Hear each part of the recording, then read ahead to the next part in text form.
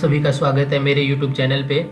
तो ये इथेरियम का चार्ट है। यहाँ पे मैं थोड़ा एनालिसिस करूँगा। ये जो मैंने ट्रेड्स प्लान की उनके अकॉर्डिंग है। ये पिछले 2 दिन का है, 12 और 13 को तो मैंने ट्रेड लिया नहीं, लेकिन मैंने प्लान करी कि यहाँ पे मैं ट्रेड लेता तो मेरा टारगेट क्या होता, स्टॉप लॉस क्या होता। मेरी पहली ट्रेड मैंने यहाँ पे ली। इसके 2 कारण हैं। एक तो यहाँ से मार्केट डाउन साइड में था और यहाँ से मार्केट बुलिश साइड में कन्वर्ट हुआ। ये लिक्विडिटी ग्रैब किया उसके बाद में, तो एंट्री यहाँ पे बनती है, लेकिन मैंने यहाँ पे एंट्री नहीं ली। मैंने इस ट्रेड लाइन के ब्रेकआउट का वेट किया। यहाँ पे ट्रेड लाइन का ब्रेकआउट हुआ, यहाँ पे फिर एक छोटा सा सपोर्ट बना और उसके बाद मैंने एंट्री करी। मेरा फर्स्ट टारगेट ये था, लेकिन ये कंटिन्यूसली मार्केट ने ब्रेकआउट किया तो मैंने इसको यहाँ तक होल्ड किया, जो कि मैंने इस स्विंग के अकॉर्डिंग टारगेट रखा। फिर यहाँ से मार्केट डाउन साइड में आया और अगर यहाँ पे देखोगे तो मैंने 9 एंड 15 EMA का भी यूज़ किया था। अब फिर वहाँ से मार्केट डाउन साइड आया तो यहाँ पे मैंने एक ट्रेड लाइन बनाई।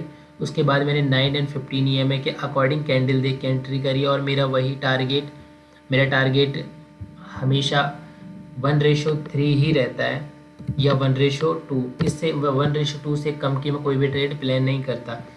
तो यहाँ पे मेरा 1:3-4 के आसपास का टारगेट मेरे को मिला। मैंने सेकंड एंट्री करी इस जोन पे।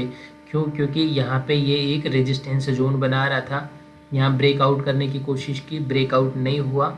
वापस मार्केट आया, फिर ब्रेकआउट किया, लेकिन फिर भी ब्रेकआउट नहीं हुआ और फिर मैंने ये बियरिश साइड में, सेल साइड में एंट्री करी। टारगेट 1:2.5 के आसपास का लगभग है। यहाँ पे 1:3 का टारगेट नहीं मिला, लेकिन काफ़ी हद तक ठीक है टारगेट। उसके बाद में ये एंट्री फिर मैंने यहाँ पे एंट्री करी। इसका कारण है ये फिर रेजिस्टेंस के पास मार्केट गया, फिर यहाँ पे ये छोटी सी ट्रेड लाइन बनी, इसको ब्रेक किया। उसके बाद में मार्केट इस कैंडल को बियरिश कैंडल बोलते हैं, जो अच्छी खासी बियरिश कैंडल होती है। मार्केट नीचे गिरा और मैंने एंट्री करी और यहाँ पे भी मेरा टारगेट डन हो गया। यहाँ पे मैंने यहाँ तक का ही टारगेट रखा था, लेकिन यहाँ पे टारगेट 1:3 के आसपास आसानी से मिल रहा था। यहाँ पे देखेंगे तो 1:4 से भी ज़्यादा टारगेट मिल रहा है, लेकिन जोन के अकॉर्डिंग और अपने टारगेट के अकॉर्डिंग यहाँ पे टारगेट ये मिल रहा है। अब मैंने एक एंट्री ये वाली प्लान कर रखी है, जो इसके अकॉर्डिंग अगर मार्केट गिरता है ये रीटेस्ट के बाद में तो मैं एंट्री करूँगा, क्योंकि अभी तक यहाँ पे कैंडल नहीं बनी है वो जो बियरिश कैंडल बननी चाहिए थी, ये है। लेकिन मैं मोस्टली सेल साइड में रेड कैंडल ही देखता हूँ। तो यहाँ पे यदि मार्केट गिरता है ये रिटेस्ट के बाद में, अगर सेल साइड कैंडल बनाता है तो मैं एंट्री करूँगा और यहाँ तक का मेरा टारगेट रहेगा। और अगर यहाँ पे ये सपोर्ट, ये रेजिस्टेंस तक आता है तो भी मैं एंट्री कर सकता हूँ, लेकिन यहाँ से एंट्री नहीं करूँगा। ये ट्रेड लाइन ब्रेक हो रहा है, फिर रिटेस्ट हो रहा है, फिर एंट्री, यहाँ पे मैं एंट्री नहीं करूँगा। तो इस तरीके से मैंने ये ट्रेड प्लान किए कल के दिन के, और ये अच्छा रिजल्ट देती है। बिगिनर्स हैं आप तो मैं आपको एक ही सलाह दूंगा, मयंक भाई की आपने 9 एंड 15 EMA की स्ट्रेटेजी देखी होगी स्कैल्पिंग के लिए 5 मिनट के टाइम फ्रेम पे, तो वो बहुत अच्छी स्ट्रेटेजी है, वर्क भी करती है। लेकिन एक चीज़ जो मैंने खुद से फील की है कि जब आप बिगिनर होते हो तो आपकी सबसे बड़ी समस्या ये नहीं होती कि आपको प्रॉफिट करना कैसे है, आपकी सबसे बड़ी समस्या होती है कि आपको कैपिटल बचाना कैसे है, आपका एक्सपीरियंस, आपके इमोशंस को कैसे कंट्रोल करना है। उसके लिए सपोर्ट रेजिस्टेंस मोस्ट इम्पॉर्टेंट है। इसके साथ में आप लिक्विडिटी वगैरह तो थोड़ा थोड़ा देख लोगे तो ठीक है, लेकिन अगर आप सपोर्ट रेजिस्टेंस भी देखते हो तो बहुत अच्छा है। जैसे कि मैं इस जोन पे बताता हूँ, ये मार्केट के बीच में है। यहाँ से देखोगे तो मार्केट थोड़ा बुलिश साइड में है। अब मैं 9 एंड 15 EMA के अकॉर्डिंग देखता हूँ तो यहाँ पे कितनी सारी ट्रेड्स और कितनी जल्दी बनेंगी।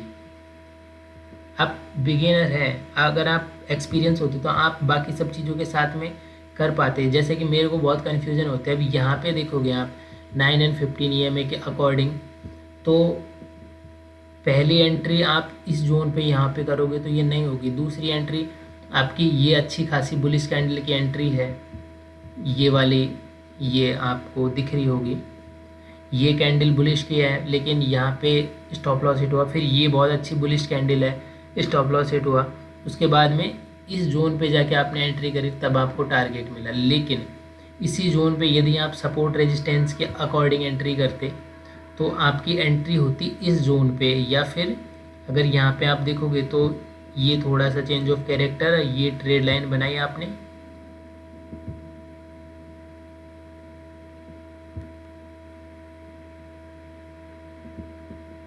अब आप यहाँ एंट्री करोगे। जैसे कि मान लीजिए ब्रेकआउट, आप ब्रेकआउट हुआ, आप रीटेस्ट का वेट कर रहे हो, रीटेस्ट यहाँ तक वापस आया, आपने एंट्री करी और आपने ये स्टॉप लॉस रखा यहाँ तक का। उसके बाद आपका टारगेट 1:3 मिनिमम होना चाहिए और आपने ये टारगेट डन कर दिया कि यहाँ तक का टारगेट होना चाहिए। तो अभी यहाँ में कितनी भी ट्रेड्स बने, आपको बीच में ट्रेड लेने की ज़रूरत नहीं है, क्योंकि आपका टारगेट, आपको ट्रेड तभी लेनी है सपोर्ट रेजिस्टेंस के अकॉर्डिंग, या तो सपोर्ट के पास में हो तो बाय करेंगे, रेजिस्टेंस के पास में हो तो सेल करेंगे। अब तो यहाँ पे देखो कितनी सारे, अब ये जोन आपका एंट्री का बनता ही कहाँ है, और अगर इस अकॉर्डिंग आप बनाते हो कि यार ये सपोर्ट रेजिस्टेंस, ये ब्रेकआउट हुआ फिर रिटेस्ट हुआ, तब भी आप एक ही ट्रेड प्लान करेंगे। जैसे कि मान लीजिए ये यहाँ पे आप प्लान करते हो तो आप स्टॉप लॉस इस जोन से नीचे रखेंगे और अब देखेंगे तो यहाँ पे भी आपका टारगेट मिल गया। तो ये बहुत इंपॉर्टेंट है कि अगर आप बिगिनर है तो एक तो टाइम फ्रेम थोड़ा बड़ा यूज़ करें, कम से कम 15 मिनट तो यूज़ ही करें अगर आप बिगिनर हैं, और भी अच्छा चाहते हैं तो आप 1 आवर का यूज़ कर सकते हैं। यहाँ पे आपके ट्रेड्स और भी कम बनेंगी, जिससे आप मार्केट को टाइम दोगे, सीखोगे। अब जैसे कि ये है, यहाँ पे आप देखोगे तो इस जोन पे सपोर्ट रेजिस्टेंस के साथ में, मतलब सपोर्ट बना रहा है, ट्रेड लाइन ब्रेक हुआ, मैं एंट्री करता हूँ और मेरा स्टॉप लॉस तकरीबन यहाँ तक का तो रहेगा ही, मतलब इस कैंडल से नीचे होना चाहिए।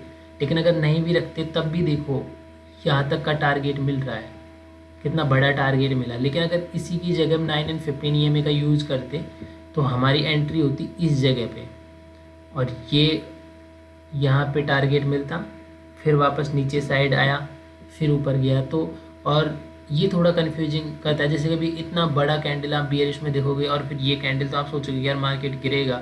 जैसे कि यहाँ पे देखोगे 9 and 15 EMA के अकॉर्डिंग यहाँ पे सेल हो रहा है, आप सेल करोगे।